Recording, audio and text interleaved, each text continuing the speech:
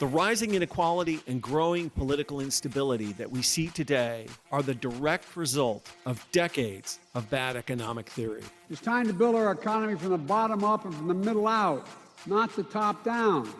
Middle out economics is the answer. Because Wall Street didn't build this country.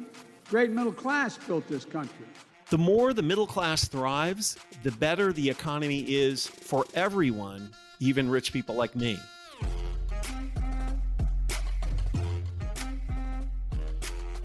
This is Pitchfork Economics with Nick Hanauer, a podcast about how to build the economy from the middle out. Welcome to the show.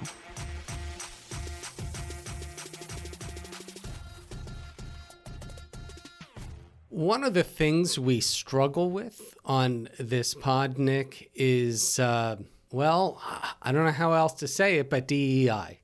Diversity, equity, and inclusion. Yeah. This is an economics podcast, and we like to have, a lineup of guests who aren't just a bunch of old white men, and it's hard. Yes. Because the economics profession, if we're talking to economists, and we don't always talk to economists, we probably talk to economists less than most economics podcasts, it is a very non-diverse profession, academic economics. That has been our sense intuitively, but it turns out there's actually some data on this. That's right. Yeah, it's really interesting. So today we're going to talk to an economist who's going to talk about other economists. I think I put that right. Anna Stansbury is an economist and assistant professor of work and organization studies at the MIT Sloan School of Management. And she's also a non-resident fellow at the Peterson Institute for International Economics.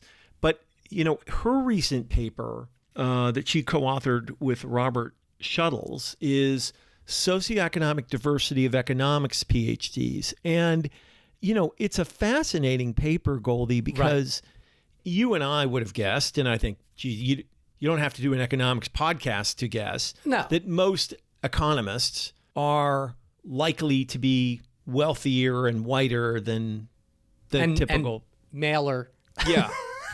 Than the population. But her paper is shocking because she found the data to characterize this in a more quantitative way. And it's not just less diverse in terms of gender and race. It turns out it's less diverse in terms of socioeconomic background. Right. In plain language, virtually all economists, certainly in the United States, are rich kids, come from. And that is a fascinating finding and explains so much. Oh, so much. About the blind spots that academic economics has had for the last 40 or 50 years. And anyway, it's just a very interesting paper. And I think it'll be really interesting to talk to her to unpack some of this data.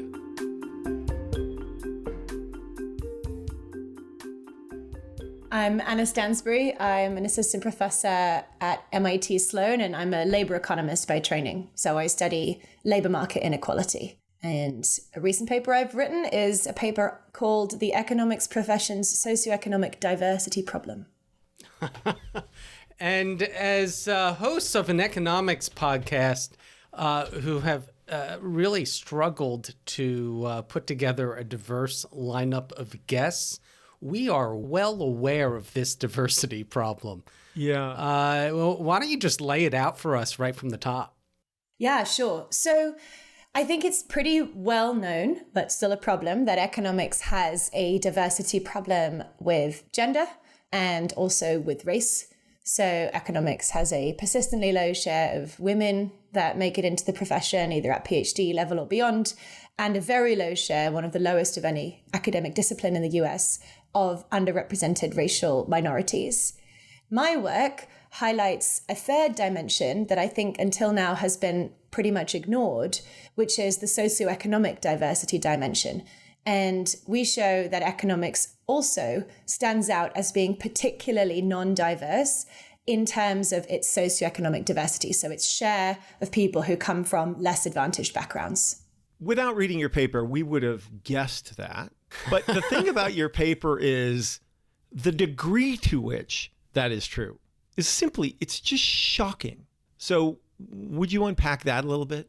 Yeah, and I agree with you. I started investigating this with the hypothesis that economics may be worse than average, but not that it's by far the worst. So let me give some stats to kind of anchor our understanding. Yeah. So what I do in the paper is I take data on all PhD recipients in the US.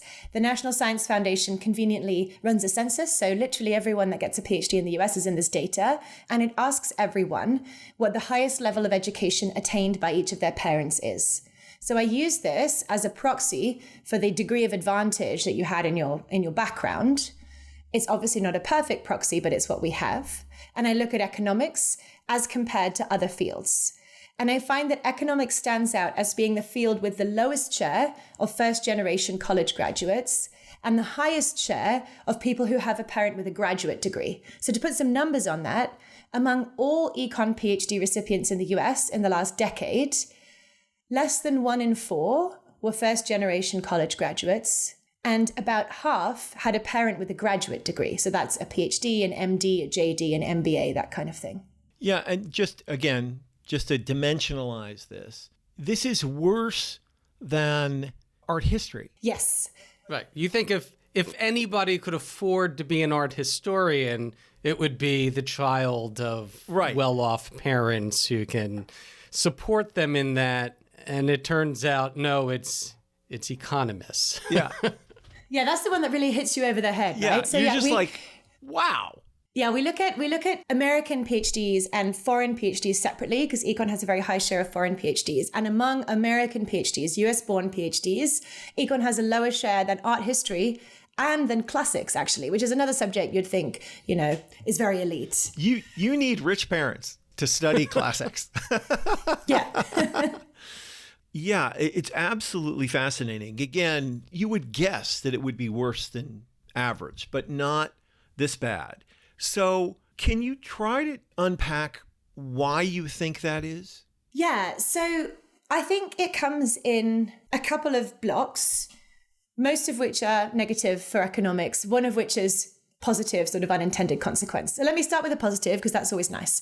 The positive is, if you're someone from a less advantaged background and you get something like an econ major in college, the econ major is one of the highest paid majors in terms of the kinds of jobs you can get after college. So I think to some extent, there's a selection of people from less advantaged backgrounds out of pursuing further study in economics because they have great options in the private sector after their undergrad, and more so than, say, if you did a major in sociology, or even if you did a major in math, which are two subjects that are kind of close to economics from opposite sides. But my guess is that's not the main reason that econ is not diverse. And I think the other reasons are more problematic. The two I'm going to focus on, number one, is I think a lot of people don't know what economics is and what it can do. And I think the way econ is taught, even in undergrad Econ 101, really kind of reinforces that. It makes it seem quite sterile. I think a lot of people think of economics as only about financial markets or for people that want to be bankers. So you already lose a lot of people before they even come into econ. The econ major is already very non-diverse.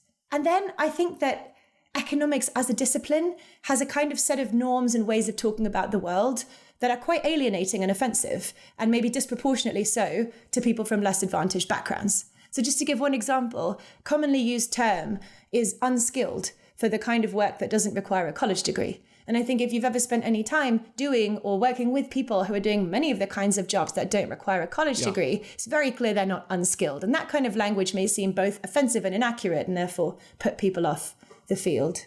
Yeah. And if you turn that around, I mean, particularly neoliberal economics, it confirms the bias of people who come from advantage. In other words, meritocratic.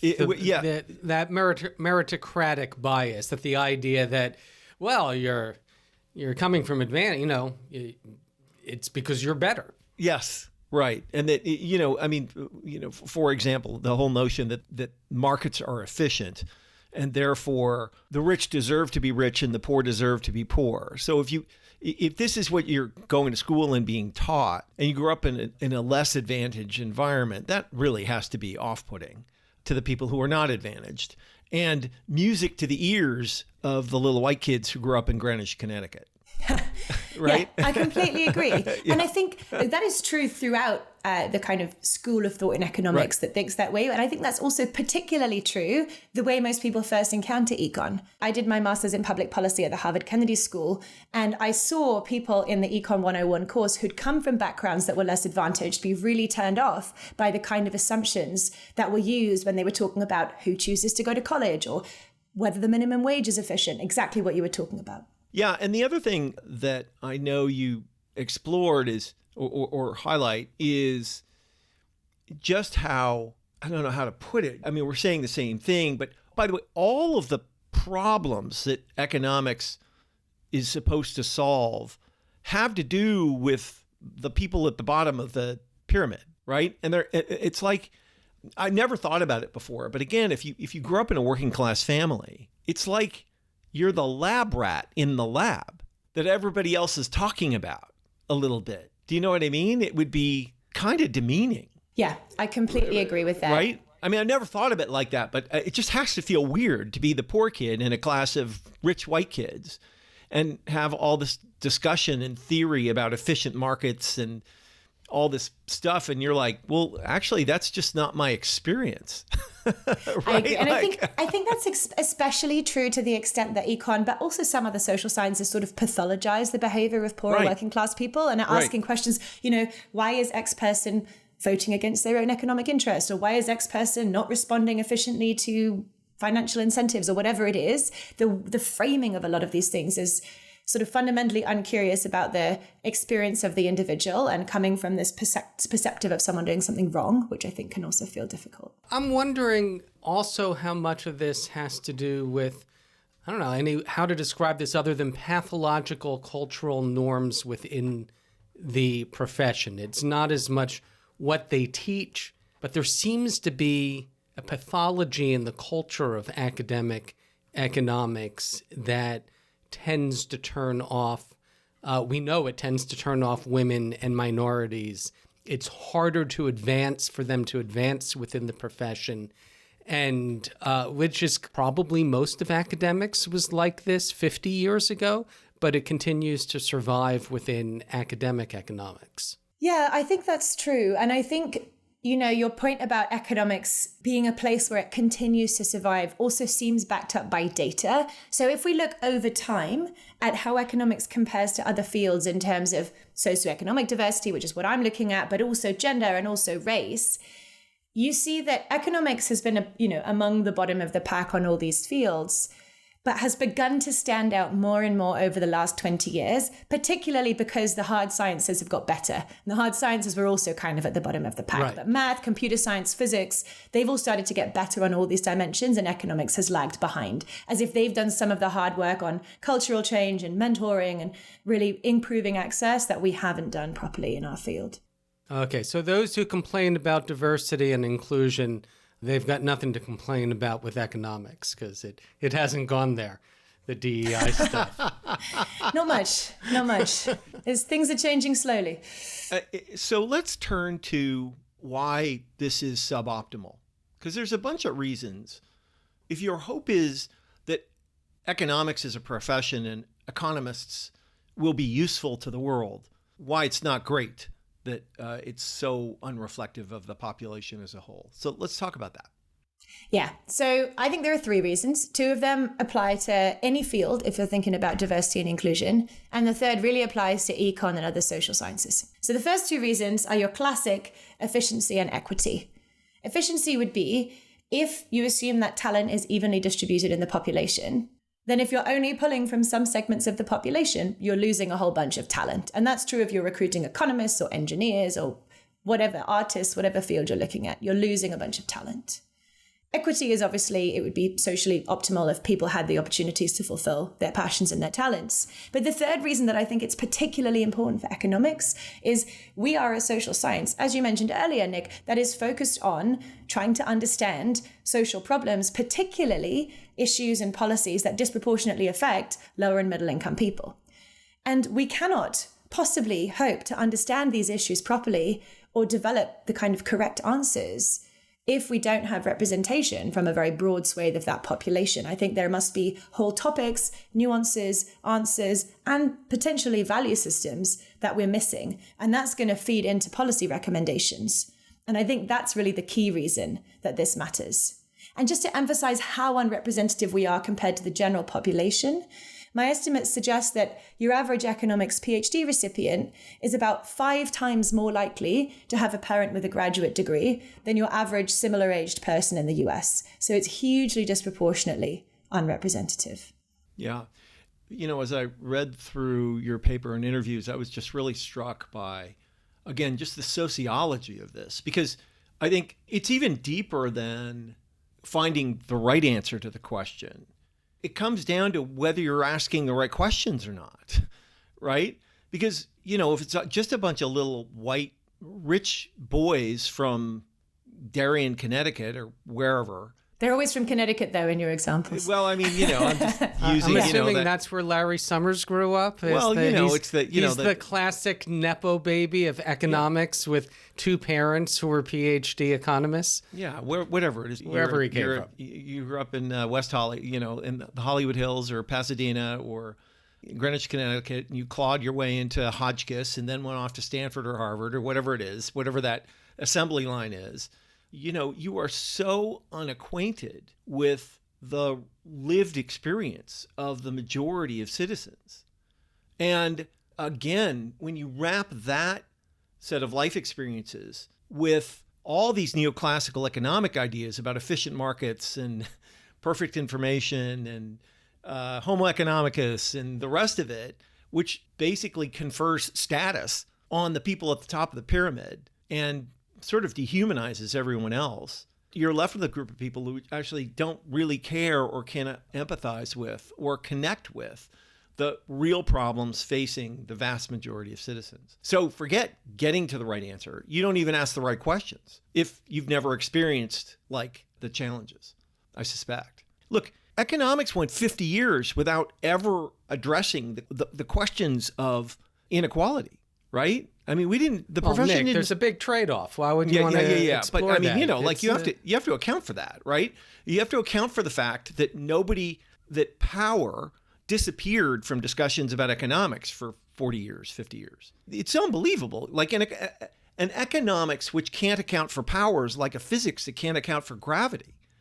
Like you were definitely missing one of the most important things. It's pretty hard to like just forget about it unless you have never experienced the other side of it, right? Yeah. So I literally, when I was thinking about what I was going to say today, I literally wrote down inequality and power as 2 of the key issues that we just didn't think about, probably partly for this reason. So I completely agree. Yeah, I would say it's not just about the answers, and I would say it's probably really about, you know, if you think about the chain of I don't know, research from the germ of an idea all the way through to a policy recommendation. I think it comes at all the stages. It comes at what questions you look at, what topics you think are worth studying, you know, and that could be, do you think inequality is important? Do you think power is important? But it could also be, do you even know that something exists? So I know on this podcast, you've talked about non-compete agreements in the labor market before.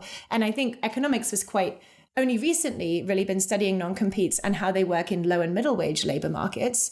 And people like Evan Starr have done pioneering work on this, which is now translated into policy. But I think the reason we ignored it for so long is probably because basically no one had held a low or middle wage job and knew many people were being asked to sign non-competes. Exactly. And, you know, I want to just be very clear here. I come from an advantaged background. My parents are lawyers. Like, I'm very aware that I have these big blind spots, and I'm just kind of doing this research to make sure that we're all aware of this and try to correct them. But I think it starts at the idea generation process. Then it goes to what answers you find. And then it goes to how do you turn those empirical and theoretical answers using value judgments into policy recommendations? Because no piece of research becomes policy without the addition of value judgments. And I think that's also really important. Is there any data to look at sub areas of the profession, whether maybe labor economists are more diverse than some other areas? So I would love to have that data, and I don't have it right now. In race and gender, you can see that, and you do see that labor is more diverse. Health and education are probably more diverse still in terms of gender and racial composition. Finance Theory, less. econometrics, finance, and macro are the least diverse. Yeah. So I would guess this is also true for socioeconomic background, but we can't see that yet. Well, I mean, it's rough, but race is often a good proxy for socioeconomic in the U.S. It is, and I think that's really important to recognize. I also think it's important to recognize that econ socioeconomic diversity problem exists within every racial group. So we've got the lowest share of first-gen college grads as compared to any other field within white non-Hispanic PhDs, within African-American non-Hispanic PhDs, and within Hispanic PhDs, and among the lowest within Asian American PhDs. So race and socioeconomic background are super correlated. And indeed, the intersection, makes it even harder for people to succeed. Wow. But we've also got that problem when you're thinking about non-minority racial groups and people from less advantaged backgrounds there. Okay, so what should we do? That's the hard question, isn't it? So, I mean, I think the ideal situation is obviously a situation where we have a much more diverse set of professional economists who are doing research and turning research into policy. Diverse along, this socioeconomic metric, along race, along gender metrics. How do we get there is a big question.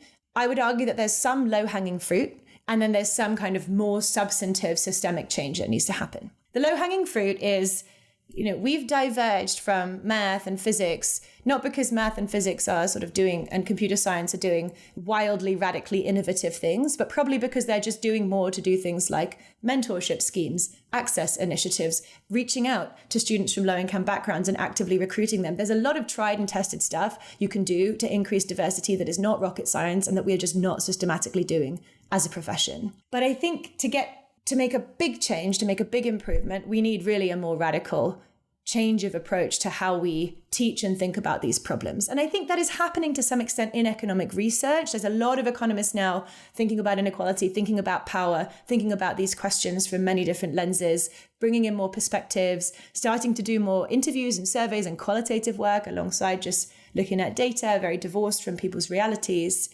But we need to do more of that. We need to change how we teach undergrad econ, bring more people into the subject early, think about rethinking our language, doing the kinds of things that you're all doing here on this podcast. When you discuss this with your colleagues, what's the reaction you get? I tend to get a pretty bimodal reaction. Either, oh yeah, this sounds exactly right, I'm glad you've put numbers on it, or no way, why, that's crazy. So and let me guess, the no way, why that's crazy is coming from white men with well-educated parents.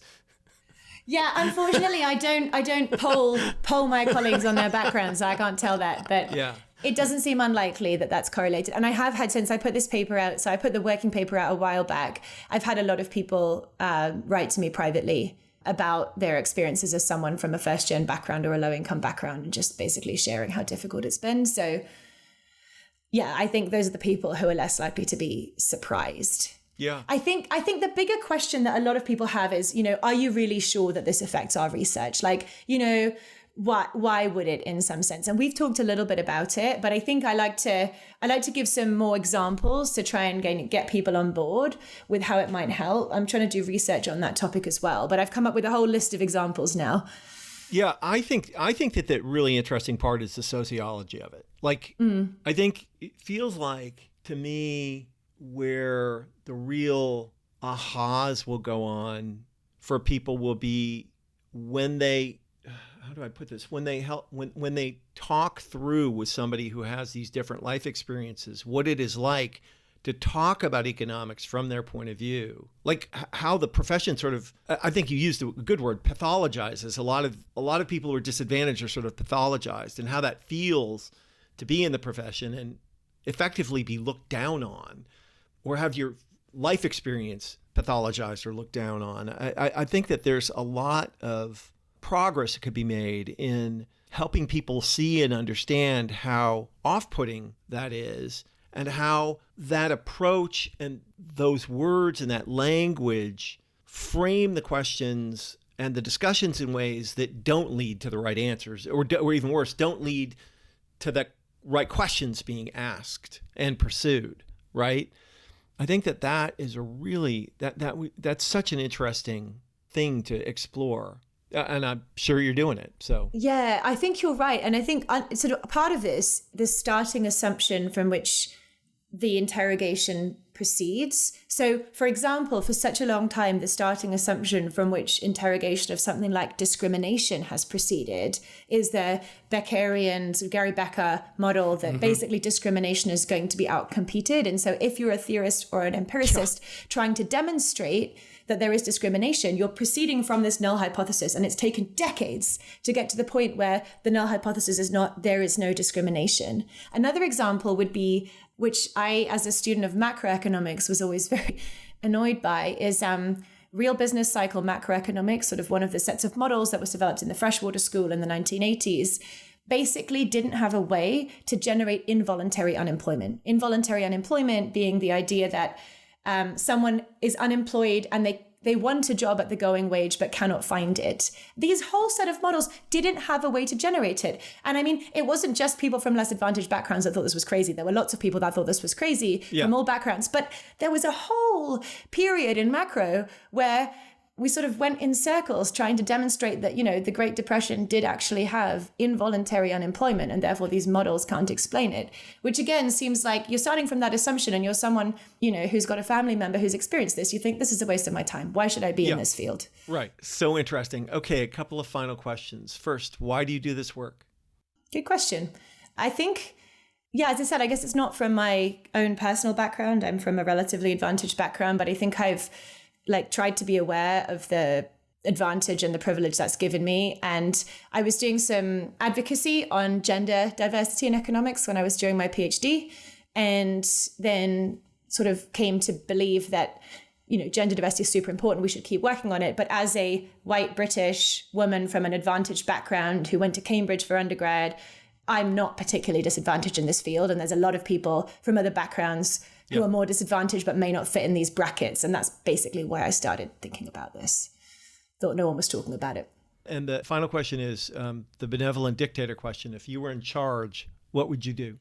If I would just snap my fingers, I would snap my fingers to bring a representative sample of people into the economics profession and train them as professional economists. That doesn't seem super feasible, even as a dictator. So I think what I would do is, I love the idea of sort of citizens' assemblies and citizens' juries. And I wonder if you could bring in cross sections of people from all professions and all backgrounds, basically to stress test economists' ideas and get economists to have to present their ideas and their theories of how the world works to the people that are actually in those theories before we go anywhere. That is a fun idea. It would turn out very poorly for economists, I think. Since...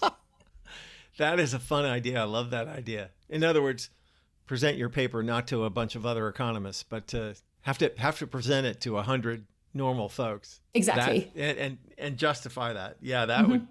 Because economists are clearly abnormal. We know that. You're not abnormal, Anna.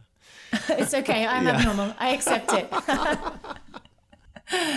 Thank you for adding a little gender diversity to our podcast, if not economic or socioeconomic diversity. Yeah, we'll absolutely. have to work a little harder there, obviously. Yeah. Thank you so much for your work and coming on. It's really thank you really so much for having me.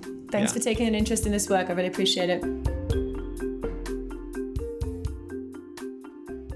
So we know the data, Nick. Yeah. Not surprising. No. Academic economics, not very diverse, not very equitable, not very inclusive.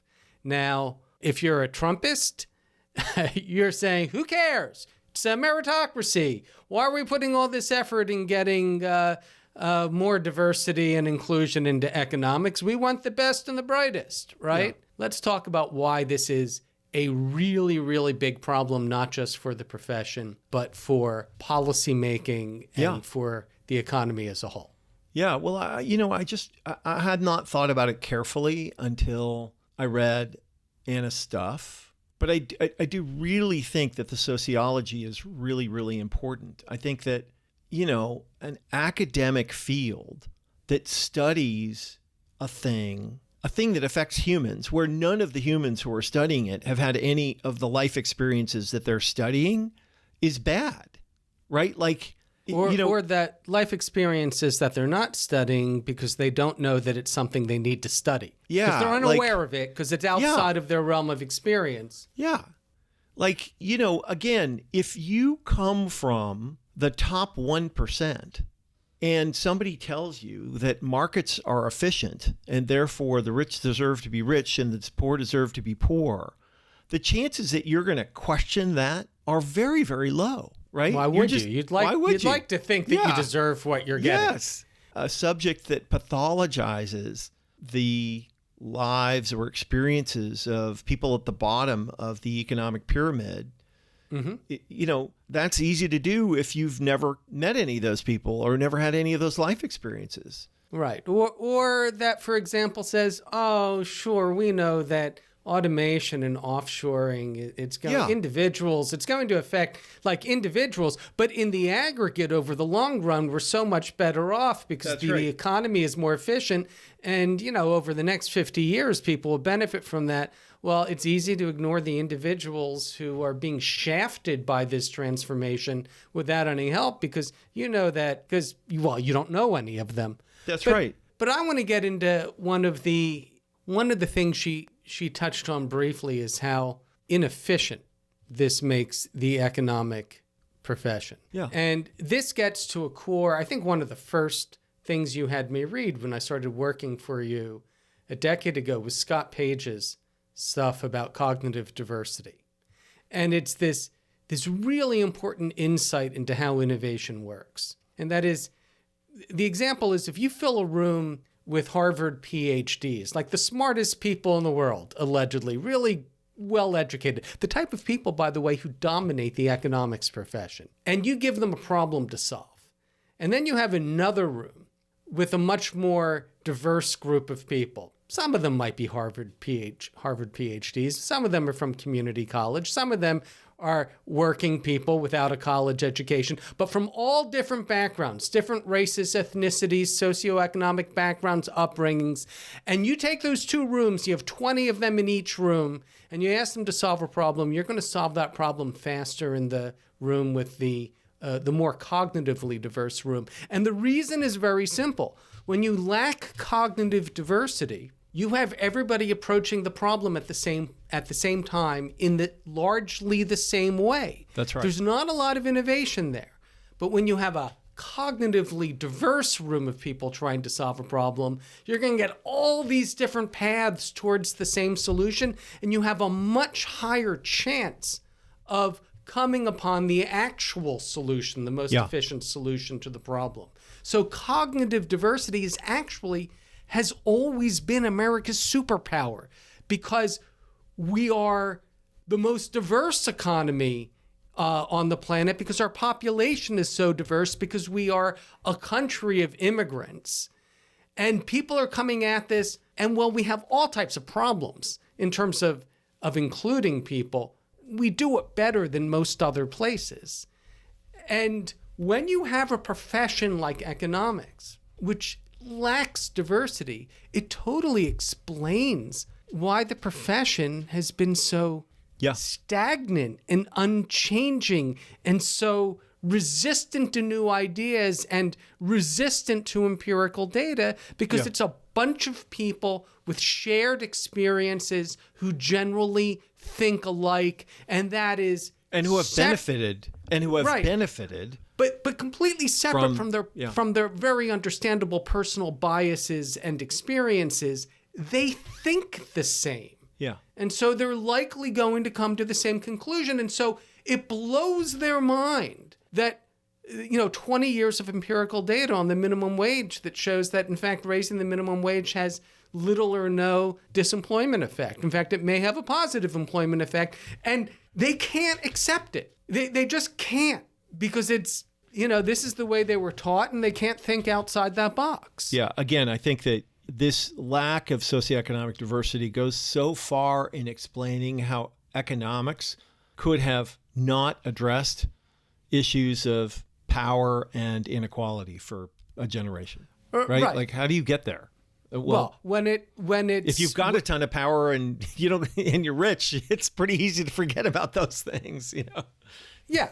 And so this is important, and it explains so much about why we're still teaching introductory economics the way we're still teaching. I mean, time and again, Nick, our guests, again, largely non-diverse guests, will come on and they will make this defense saying, oh, well, the profession is changing. Like, we know that these are just like models, as Krugman says, useful fictions that are good for kind of explaining the basics, but we know that it doesn't actually work this way. Yeah. And yet they teach it as if it actually works that way. And that's how people come out of, their Econ 101 class believing, well, anything we do to help the poor is just going to hurt them because it's less efficient. There's always that big trade-off, Nick.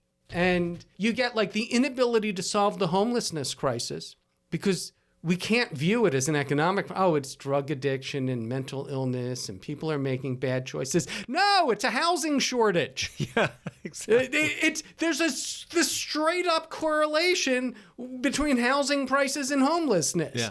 Where there's a housing shortage, there's more homelessness. Yeah. And that's why you have homelessness crises in wealthy cities like Seattle because everything is expensive here. But no, we need to solve crime and drug addiction and and our social services. They're just too generous that we're providing, free sandwiches to homeless people. And that's why they're coming here. Oh, and it's our weather because everybody enjoys sleeping out in the rain. Yeah. 45 degrees. I mean, And that's, I think again, it's not the only reason, but the reason why the orthodoxy is so orthodox is that lack of diversity within the profession. And it's something that isn't going to change until the profession changes. Yeah, and much. it's trailing behind the rest of academia. And again, if you want to read more on this, there is a link in the show notes to Anna's paper, Socioeconomic Diversity of Economics PhDs. The spoiler alert, there's not much.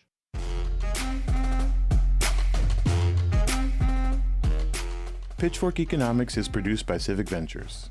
If you like the show, make sure to follow, rate, and review us wherever you get your podcasts. Find us on other platforms like Twitter, Facebook, Instagram, and Threads at Pitchfork Economics. Nick's on Twitter and Facebook as well, at Nick Hanauer. For more content from us, you can subscribe to our weekly newsletter, The Pitch, over on Substack. And for links to everything we just mentioned, plus transcripts and more, visit our website, pitchforkeconomics.com. As always, from our team at Civic Ventures, thanks for listening. See you next week.